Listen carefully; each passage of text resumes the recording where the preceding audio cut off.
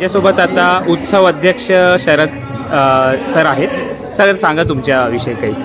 मुळात म्हणजे आमचा जो गणेशोत्सव आहे हा 1935 साली म्हणजे ब्रिटिशांच्या काळात या मिल कामगारांच्या वर्गात प्रस्थापित केला।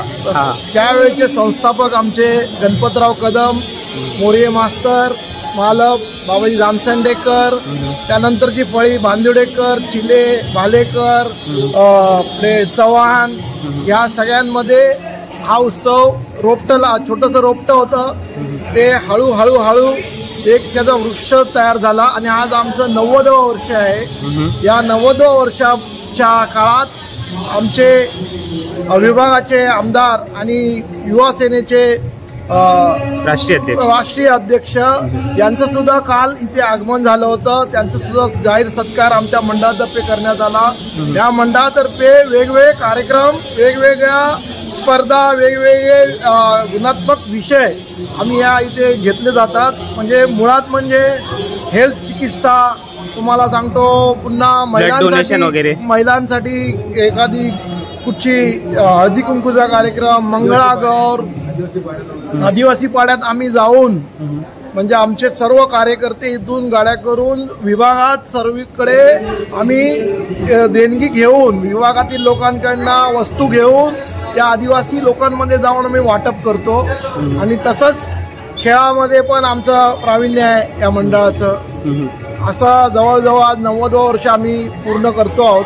आणि सर मूर्ती कुठून आणली तुम्ही? ही मूर्ती आहे जे पूर्वीचे आमचे विजय खातू मूर्तिकार त्यांचं दिवंगत ते झाल्यानंतर त्यांची मुलगी होती, त्यानंतर आत्ता आमचे त्यांचे निखिल खातू म्हणजे निखिल उदय खातू त्यांच्याच बंधूपैकी ही मूर्ती आहे। आणि मूर्ती अशी अतिशय खातू घराण्यांना सुबक अशी ते नेहमी दरवर्षी आम्हाला देतात। हो सर, गणरायाला सर्वानुमते 1 किलो 300 ग्रामचं मुकुट या मिल कामगारांनी अर्पित केलेला आहे, त्याची अच्छा. कंठी अर्पित केलेली आहे.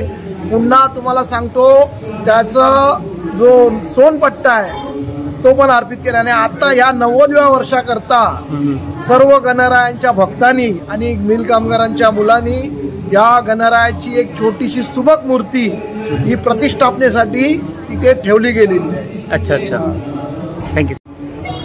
आता जो उद्याचा आज शेवटचा सेकंड लास्ट दिवस आहे. आज आमची सत्यनारायणची पूजा आहे, ती जवळजवळ आज समाप्त झाल्यानंतर उद्या आमचा विसर्जनाचा दिवस असतो.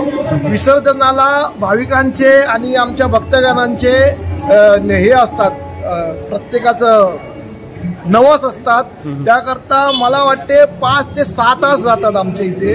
अच्छा, आणि अच्छा. संध्याकाळी 7 वाजता सर्व गणसंख्येच्या एकदम बहुसंख्येने महिला तर एवढ्या असतात की त्याचा तुम्ही विचारच करू नका. उद्या येऊन पहा. मूर्ती विसर्जनासाठी कुठे जाते सर? मूर्ती विसर्जनाकरता आम्ही शिवाजी पार्क इथे आम्ही उचलून समुद्रात घेऊन जातो. जवळजवळ किती तास लागतो सर तिथे तिथे जवळजवळ मला वाटते सकाळी 3 वाजतात, सकाळचे 3 वाजतात पहाटेचे.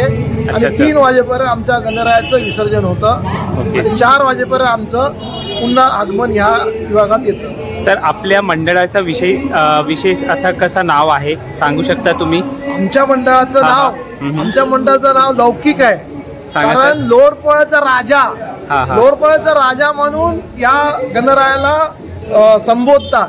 आज पूर्ण विभागातले लोक आम्हाला देणगी देतात, वर्गणी देतात. एक भाजीवाला पण मार्केट मधला तो पण या लोरपळच्या राजाचा भक्त आहे. आणि सर्वात जुना लोरपळचा 90व्या वर्ष असलेलं हे गणपती उत्सव आहे, आमचं मंडळ आहे.